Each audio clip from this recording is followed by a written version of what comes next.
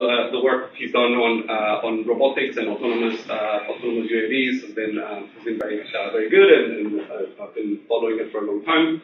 So, Professor Daniel Cremers. Thank you, thank you so much for inviting me and for having me here. It's a pleasure to be here. Welcome everyone to this great workshop, and I'm happy to be opening this. I must admit I have to leave later this afternoon, which is the reason why I'm speaking first. I think originally Andy was scheduled first, and then we moved things along because okay, should I dim the lights maybe a little bit? Let me check.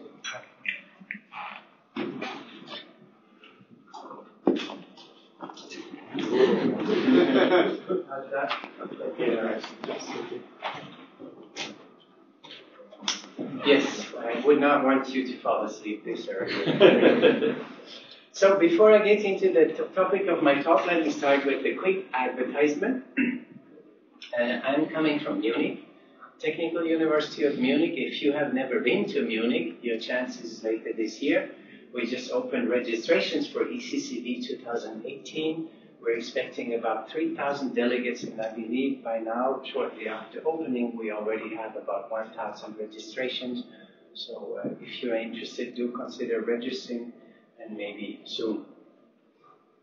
So we're looking forward to seeing a lot of people from the vision and robotics communities join us for this great event in Munich. It's actually 1 week before Oktoberfest. So I've been working in computer vision and related areas, and as you know, there's many applications. One of the application areas we've worked on for many years is that of driver assistance and self-driving cars, and here's one example out of from our research. This is work, footage that we recorded back in 2005, 2006. And our research is a lot supported by the ERC, the European Research Council, and they always want high-risk research. And obviously, at least to my knowledge, no one really knows what high-risk research means, but I figured, throwing your PhD students in front of a driving car, if that's not high risk, then I don't know what. And so one result, for example, was a technique, it's called scene flow estimation, where we can estimate 3D structure and 3D motion from a stereo video. And here you see an example. The motion is color-coded. Red means moving, green means stationary. So this allows us not only to infer the 3D structure in front of the car, but also to infer where things are moving, where things are heading in 3D. And obviously this is vital in order to prevent accidents and save lives. This ability to use motion information in order to predict what happens next. These are the kinds of things we've been working on. When I say we, I should acknowledge the people who really are behind the research I'm presenting today. I've built one, I would say, one of the largest academic research labs in computer vision and artificial intelligence.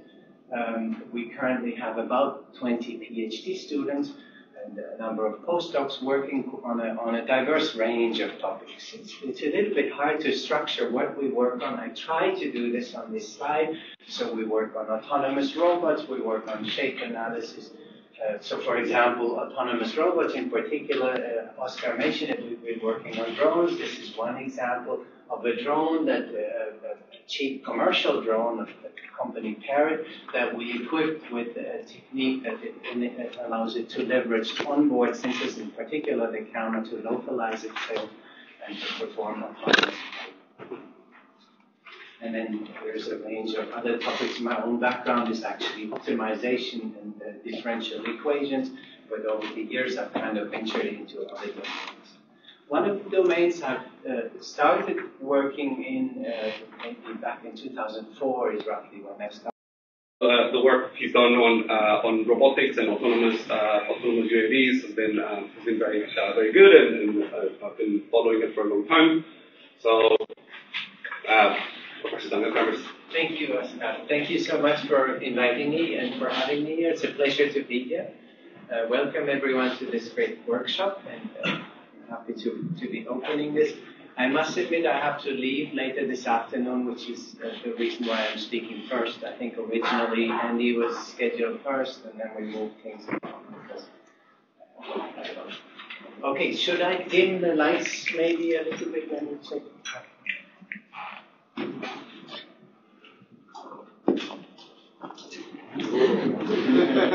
How's that?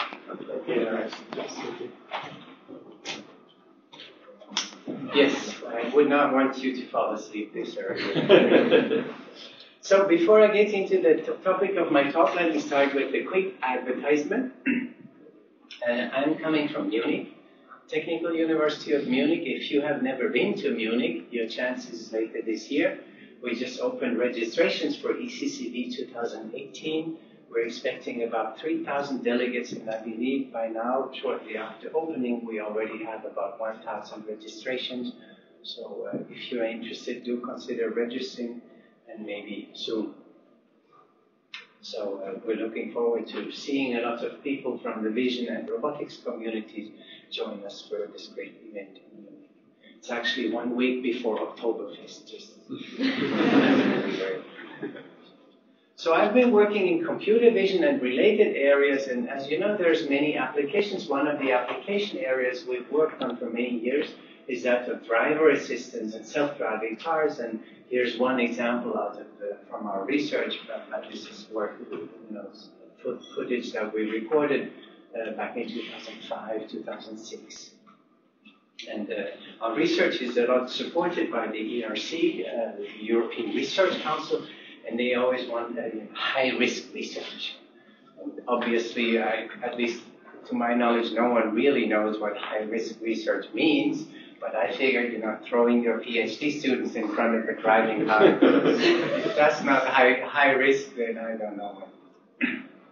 And so one result, for example, was a technique it's called scene flow estimation, where we can estimate 3D structure and 3D motion from a stereo video. And here you see an example. The motion is color-coded. Red means moving, green means stationary. So this allows us not only to infer the 3D structure in front of the car, but also to infer where things are moving, where things are heading in 3D.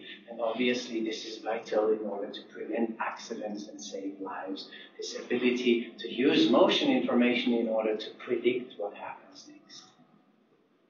These are the kinds of things we've been working on. When I say we, I should acknowledge the people who really are behind the research I'm presenting today. I've built I would say one of the largest academic research labs in computer vision and artificial intelligence. We currently have about 20 PhD students and a number of postdocs working on a diverse range of topics. It's a little bit hard to structure what we work on. I try to do this on this slide. So we work on autonomous robots, we work on shape analysis.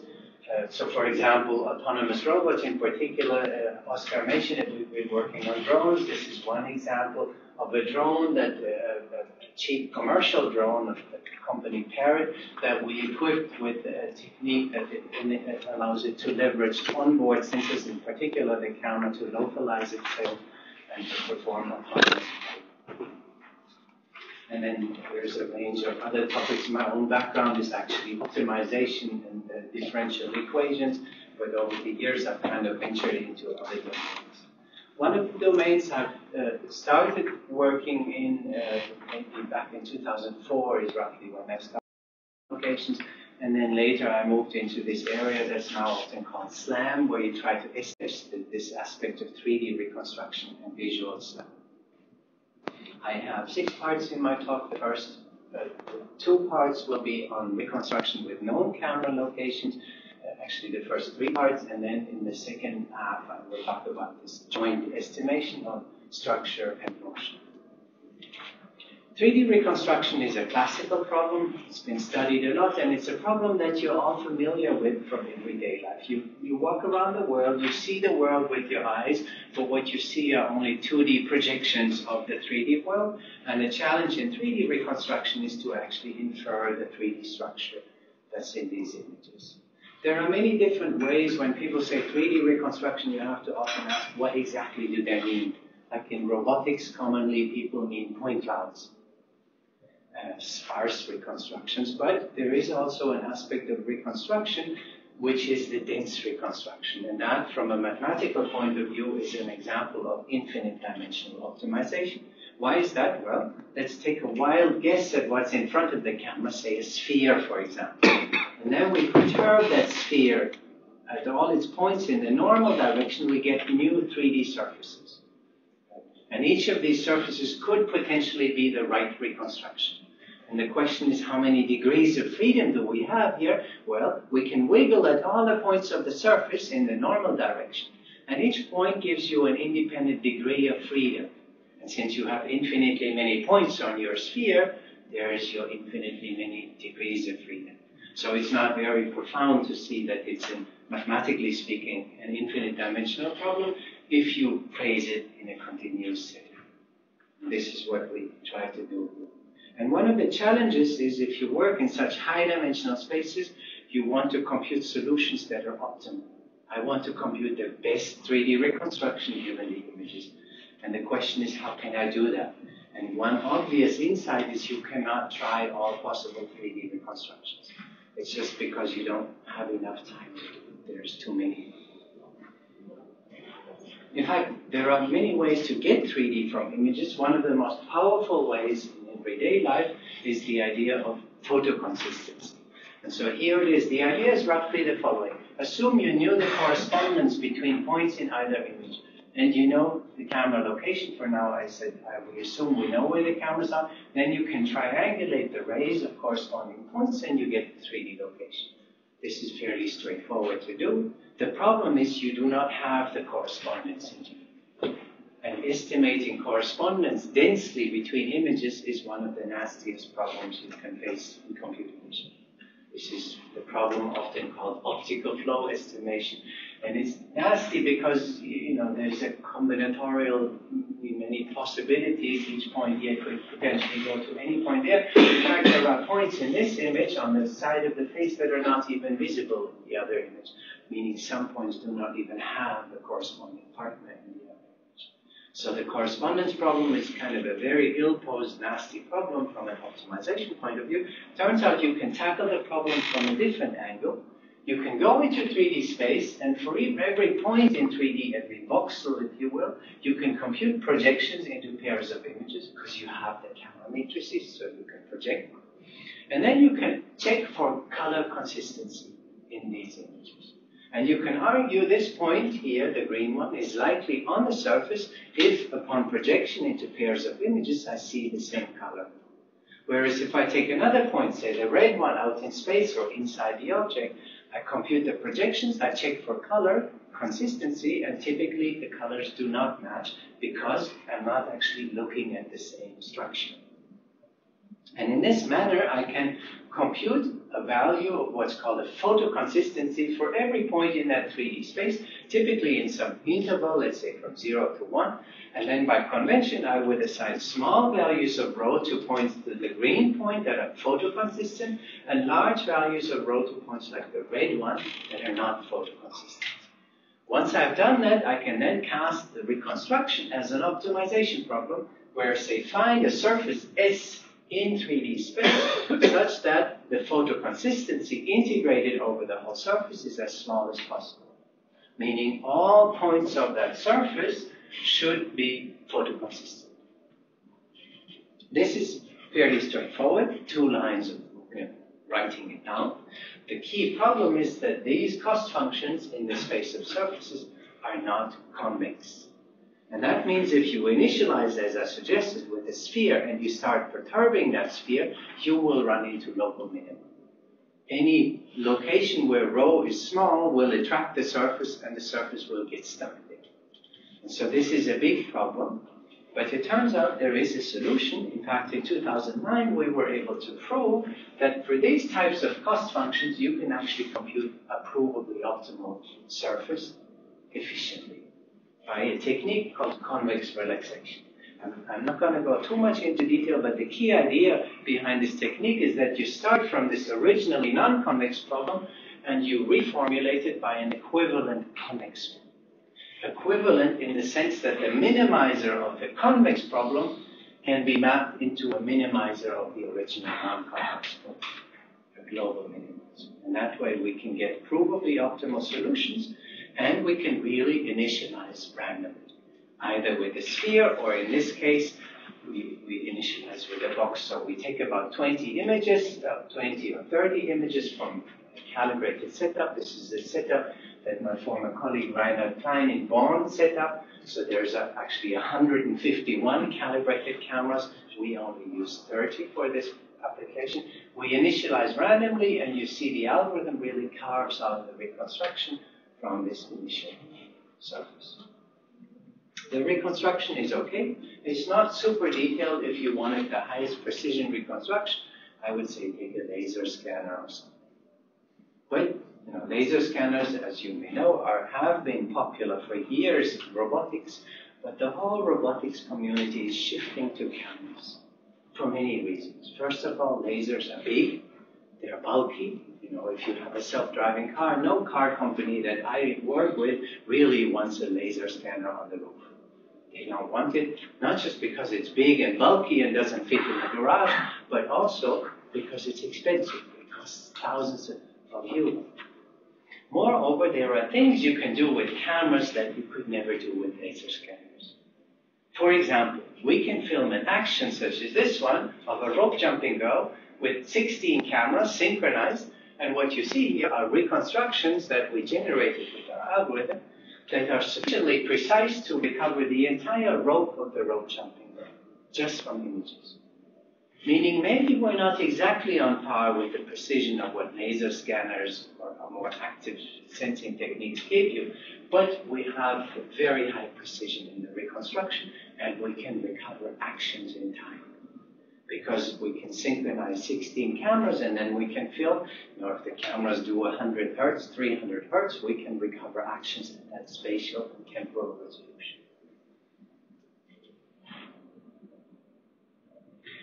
One of the shortcomings here is, I didn't mention that, but for the rope jumping girl, for example, each reconstruction took 3 minutes on the latest GPUs that we had available back in 2000, whenever it was. And one of the caveats is if you want to deploy camera-based reconstruction in a setting like self-driving cars, then taking 3 minutes is no good. If I have a girl, rope jumping girl in front of the car, and the algorithm needs 3 minutes to recover it, by then the girl is dead. The point is to say, yes, there was a girl in the driving corridor 3 minutes ago. You need things in real time. You need fast. And so one of the things we set out to do back in 2009, we started looking into the problem, can we do a dense reconstruction from a moving, say, handheld camera in real time? And the idea that we proposed back in 2010 is fairly straightforward. We assume there is a 3D world, we assume there is a moving camera, and then the key assumption that we adopted from our work on optical flow estimation is that we assume that brightness is preserved. And this is one of the core ideas in direct methods, that you formalize everything with cost functions directly on your sensor data, the brightness. Meaning you don't extract points, but you directly try to estimate from the sensor data. So brightness constancy is a key driving term in optical flow estimation, and you can actually phrase a cost function that is very reminiscent of optical flow cost functions, except it's formalized as a function of your geometry. The geometry we encode with a depth function that we call u of x, so that's the depth at location x. And then we say this is the 3D point. If this is the pixel x in homogeneous coordinates, then the 3D location is u times x. We don't know u, but if we had it, that would be the 3D point.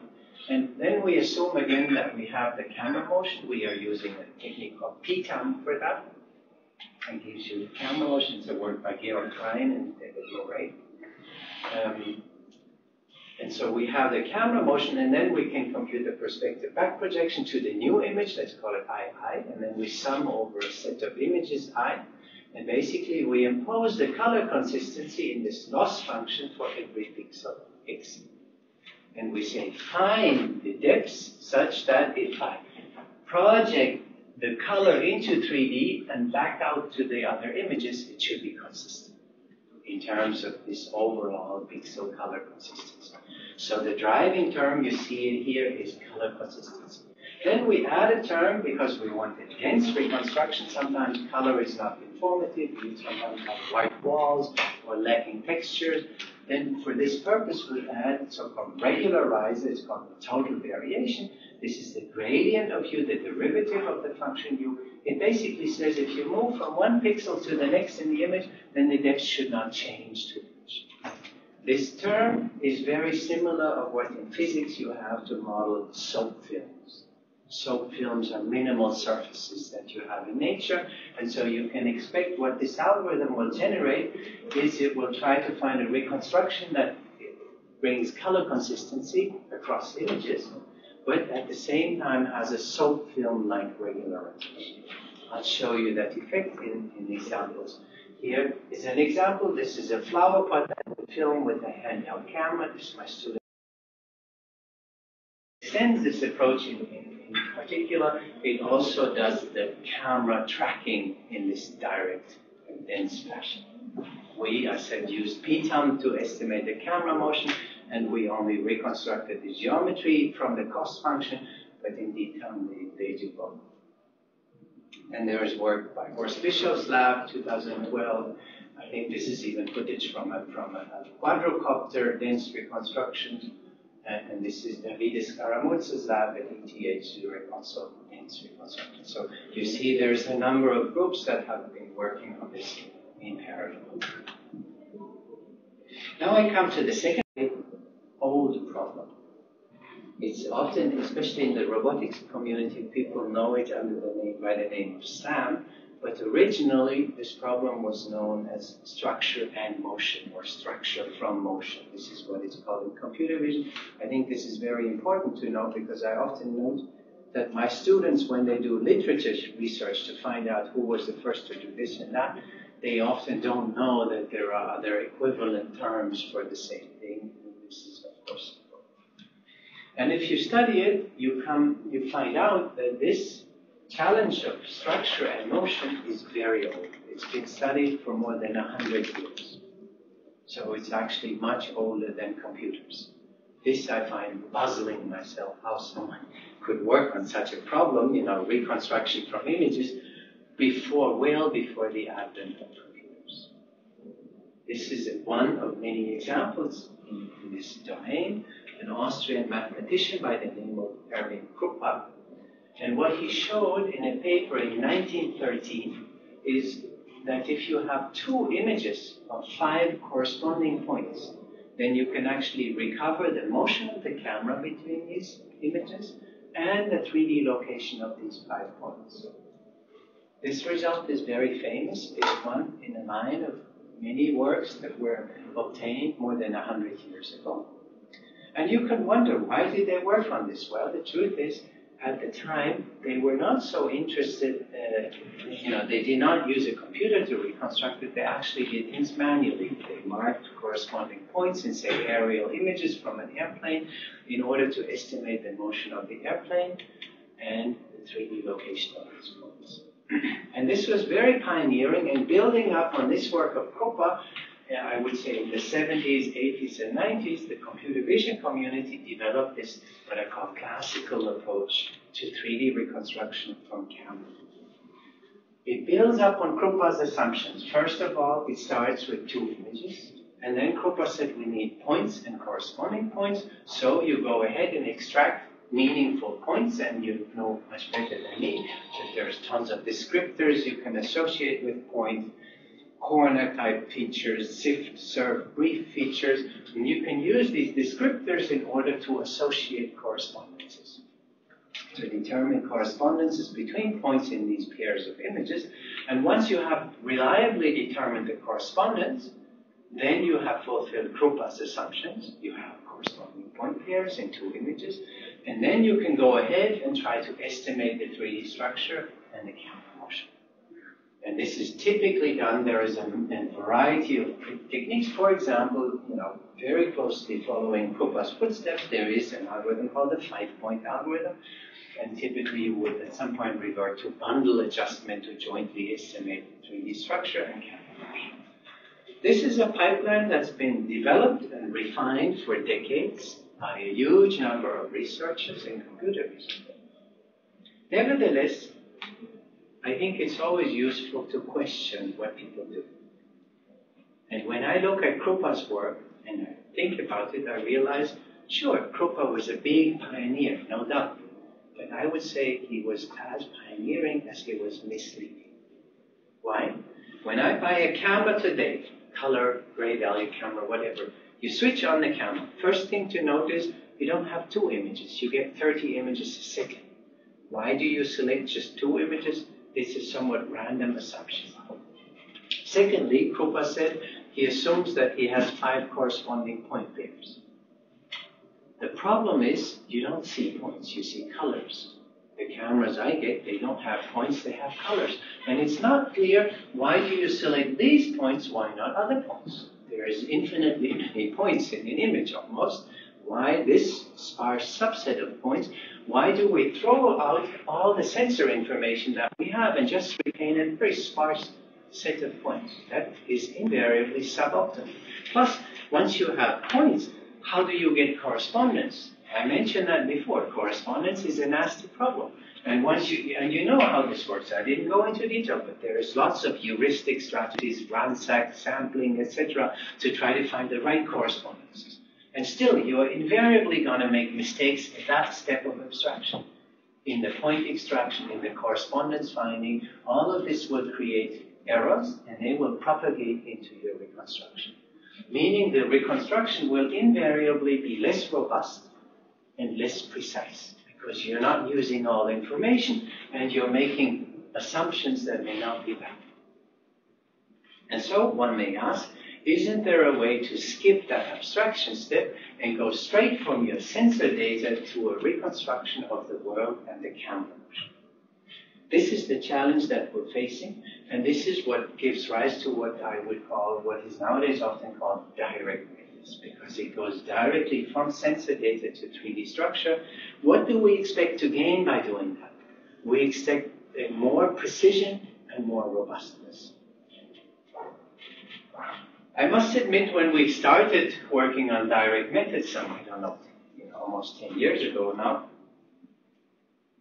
I had the hope that this would give more precision and more robustness, but I can confirm from experience, it's not so easy to compete with a machinery that has been fine-tuned through generations of PhD students and researchers. And it took us many years to finally show that indeed we can get better by going directly from the sensor data to what we want. But anyone who does data analysis, statistical inference, if you do Bayesian methods, then you know you should work on the sensor data. The more close you are to the sensor data, the better your inference, your estimations, the more optimal your solutions. Visual SLAM has a long tradition. It's nowadays called Visual SLAM, used to be called structure from motion. Here's one example. These are some of the first real-time capable methods. I don't know where real-time capable visual SLAM really emerged. I think Andy Davison would know better. He's been one of the pioneers in this field for many years. He can tell you probably much more about the history. I know there were some real-time capable visual odometry methods or structure for motion methods back in 2000 in Stefano Suato's lab, but there's many, many people who worked on this. David Nister did many great works, and Tom Drummond and Ede, Klein and Moray, the PTOM in particular, and Andy Davison, I don't need to mention, he's quite a famous pioneer in this field. More recently, we've seen direct methods. The flower pot was an example of a direct method because the brightness directly entered the bus function. And there's more recently the works by Andy and also by Davide Scaramuzza that promote direct. Our first successful, or one of our first successful direct methods was a method called LSD SLAM. And again, the idea is that you go straight from the input sensor data to your reconstruction. Often people say, what is different? Are you not using key points because you're also extracting points somehow? The main difference, to clarify that, is the loss function is different. In key point-based methods, traditional methods like bundle adjustment, you minimize a geometric reprojection error. A geometric error between where the points are on the screen and where they should be according to the back projection. Whereas in direct methods, what you minimize is a photo consistency error. like in the flower pot. I try to impose color consistency. That's the loss function that drives the reconstruction and the motion estimation. LSD SLAM, we call it LSD SLAM because it's, to my knowledge, the first large-scale capable direct real-time SLAM method. It's a rather involved approach. It has several components. It starts, you see it here, from a 30 hertz input video. There's one component that tracks the camera, one component that estimates depth maps, much like in the flower pot example, except they're not dense. Jacob did not want dense. He said, I don't want my algorithm to hallucinate geometry if it's not in the image. I would say it makes sense. So what we reconstruct is what he calls it semi-dense. So roughly 50% of the pixels get some depth value associated with it. So it's more dense than the key point based methods. You actually see the structures much better in the reconstructions, but it's not fully dense. And then there's a component that makes it large-scale capable. This is a technique we adopted from laser-based SLAM. It's a post-graph optimization that tries to compute a consistent trajectory, globally consistent trajectory in a second frame. Here, I'll just go into detail at one point, namely the tracking, to show you that it is a direct method. In the tracking, basically, you have a keyframe. You store keyframes. That's an idea we adopted from PITA. And then you have your current depth map, and you try to warp the two frames with a rigid body motion such that the two color images align. And since it's only 6 parameters that you estimate, rotation and translation, this can be done very fast in the coarse-to-fine strategy on a single core of a laptop CPU. It easily runs in real time. This is timings from back in 2013, actually. And so then you can put that all together, and you can track. Here you see it in action, a monocular moving camera on a laptop CPU, and in real time you get the camera motion and you get the 3D structure.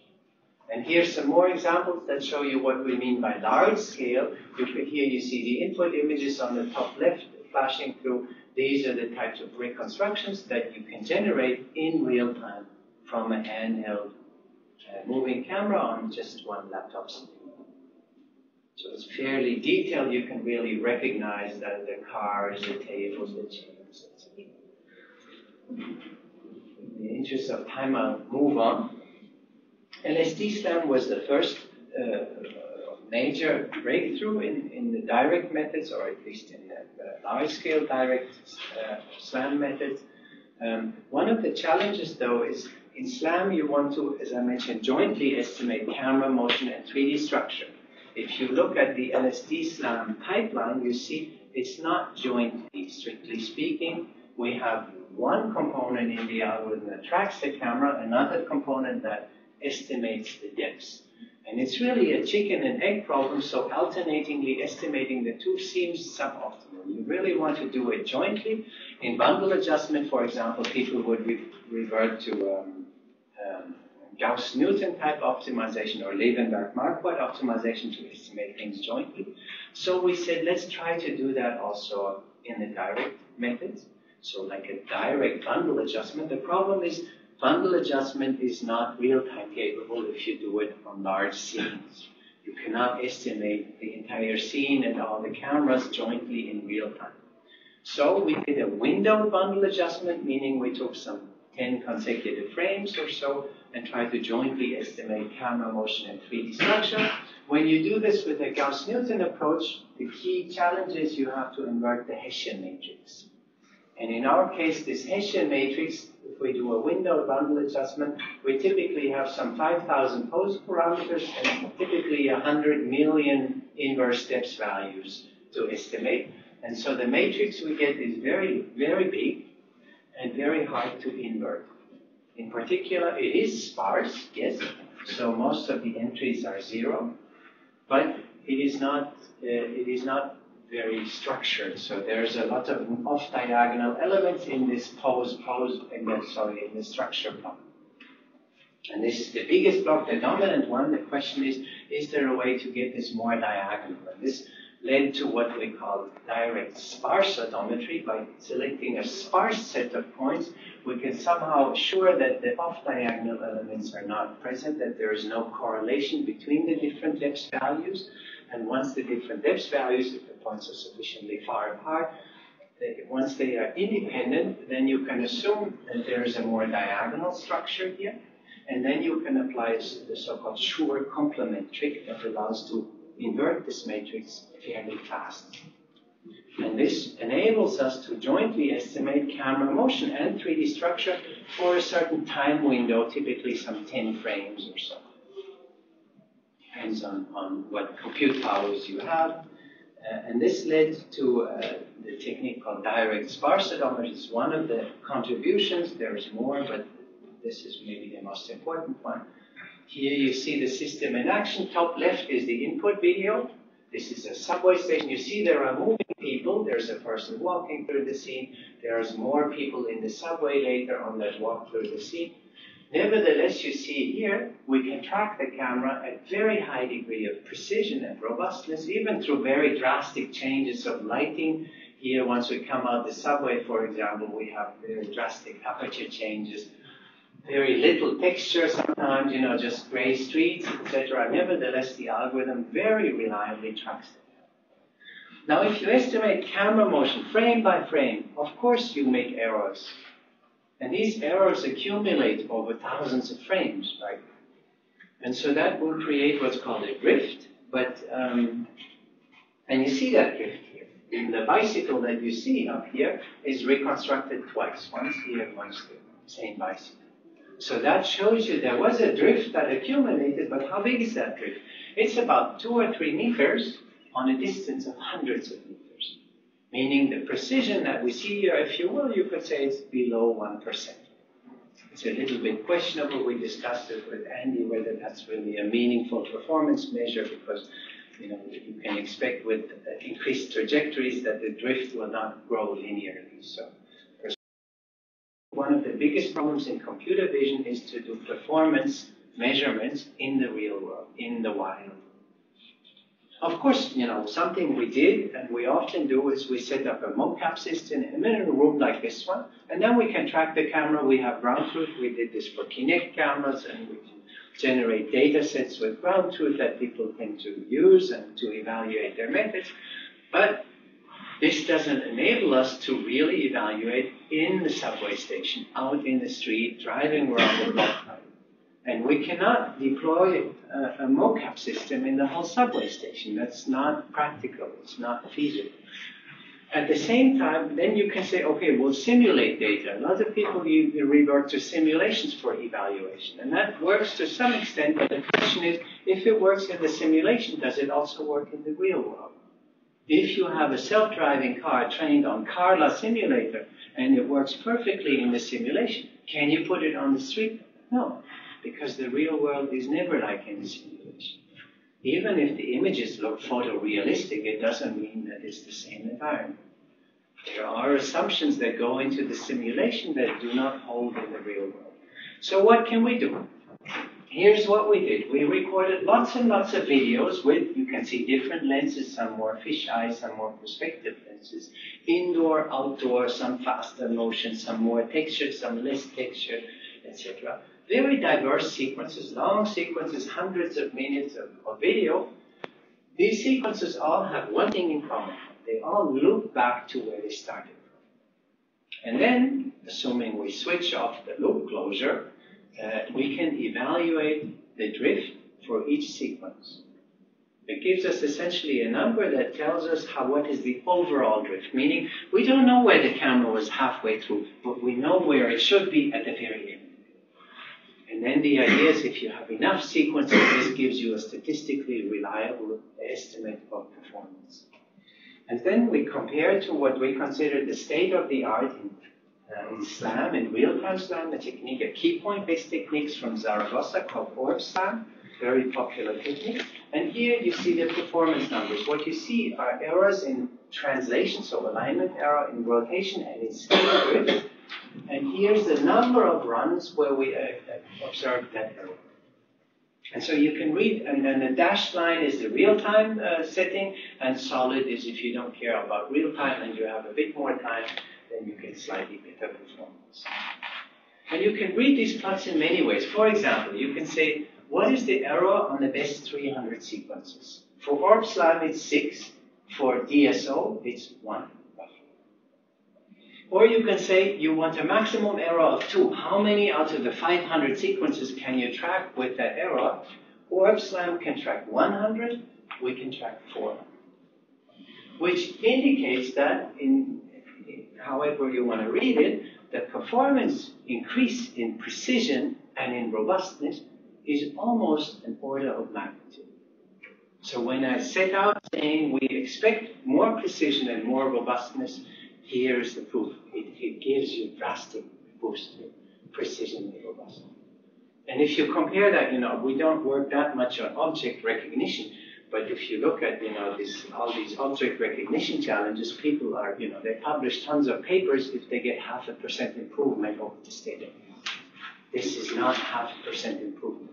It's a factor 6 improvement. It's quite significant. And so, in our view, this is, to date, the world's most accurate, real-time capable visual odometry system. You can deploy it for various applications. Here's an example of autonomous drones. And this is an autonomous quadrocopter where we use LSD SLAM in this case to map the room. We have done that before in the video I showed in the beginning using PTAM. Here now we use LSD SLAM. One of the benefits we observe is that with LSD SLAM we can do more large-scale mapping. So we can do, in particular, we can do a complete autonomous 360-degree turn, and in the process map the whole room.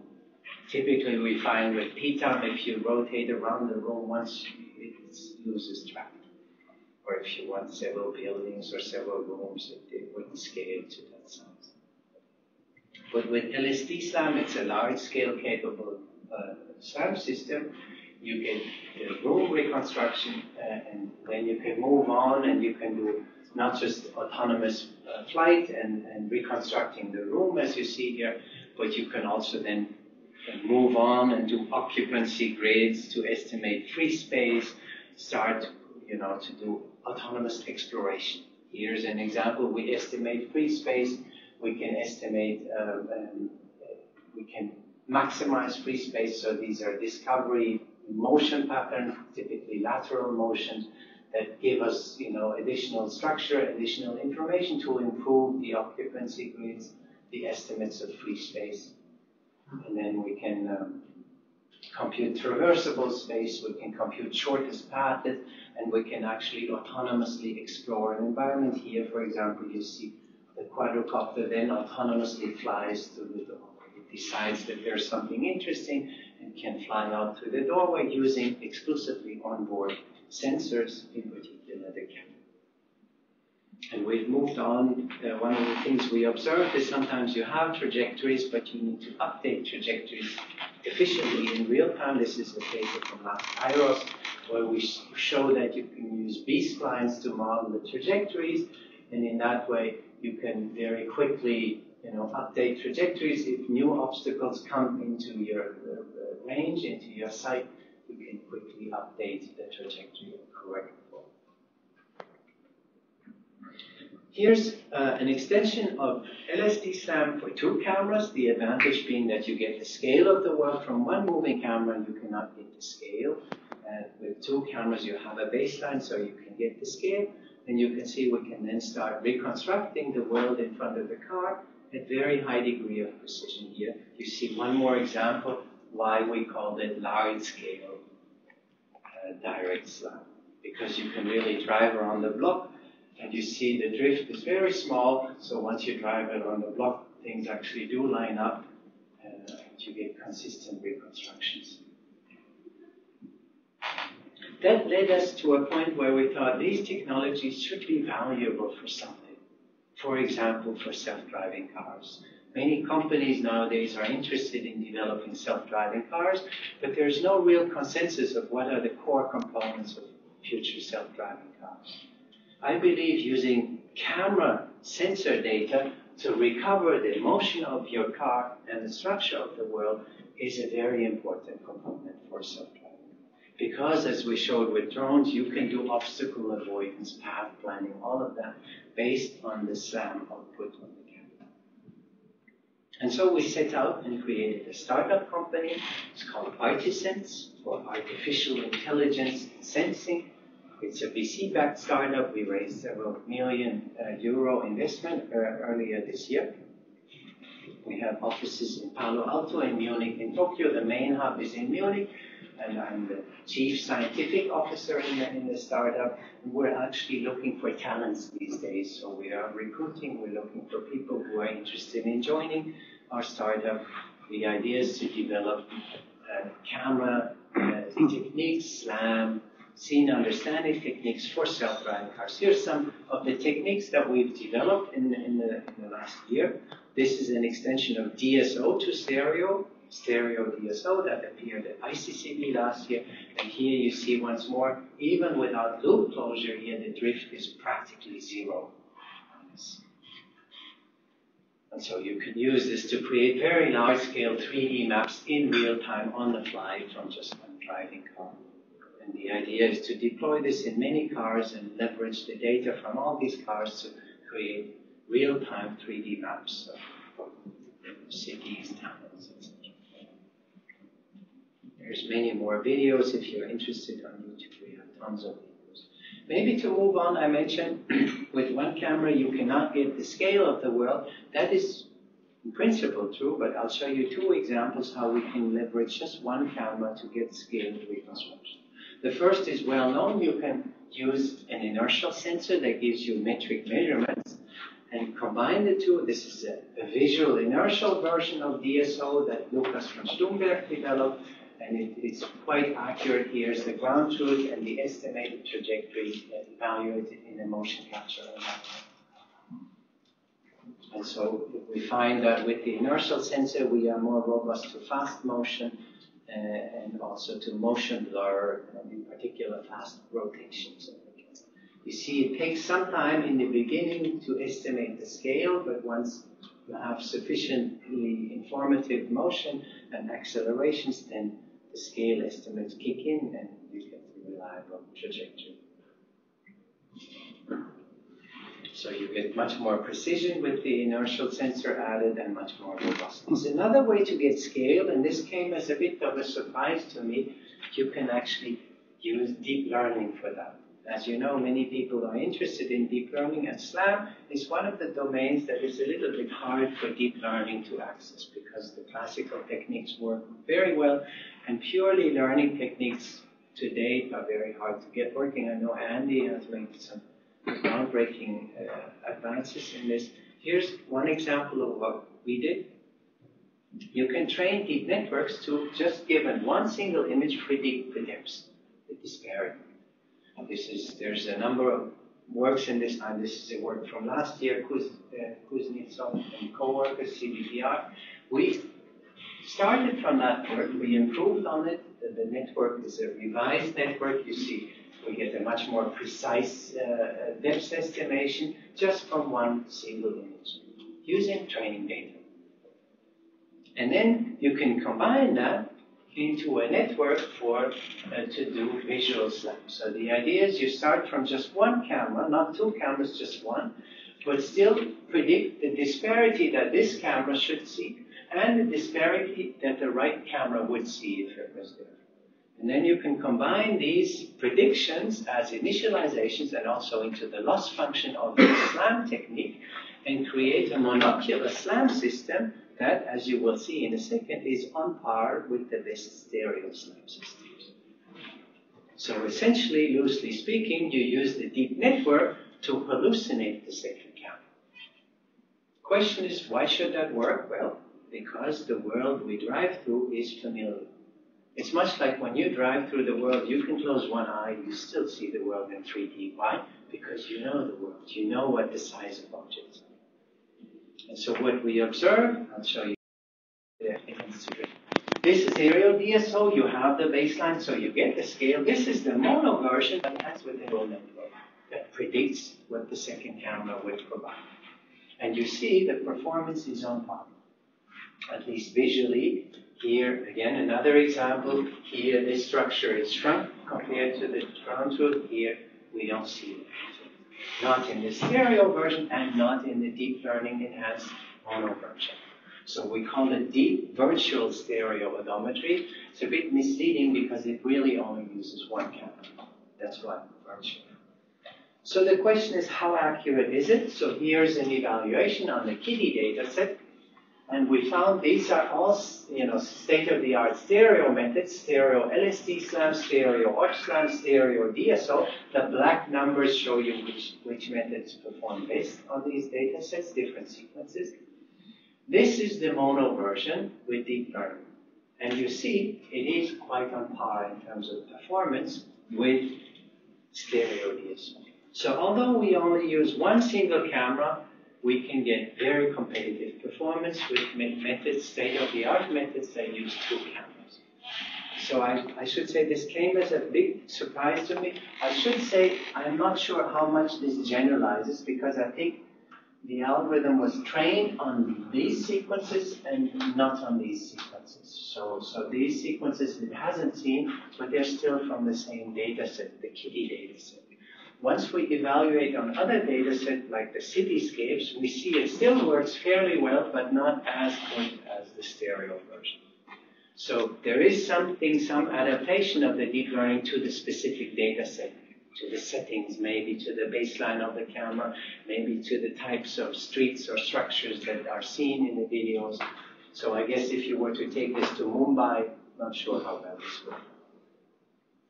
So to summarize, I talked about 3D reconstruction from cameras, how you can phrase it as a convex optimization problem to get provably optimal reconstructions, and how this can be leveraged to reconstruct actions in time.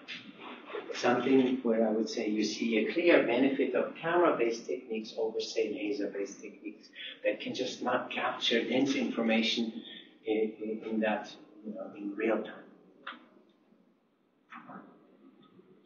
I showed you that you can do dense reconstructions from a handheld camera in real time using direct methods, using the driving loss function of color consistency, of brightness consistency.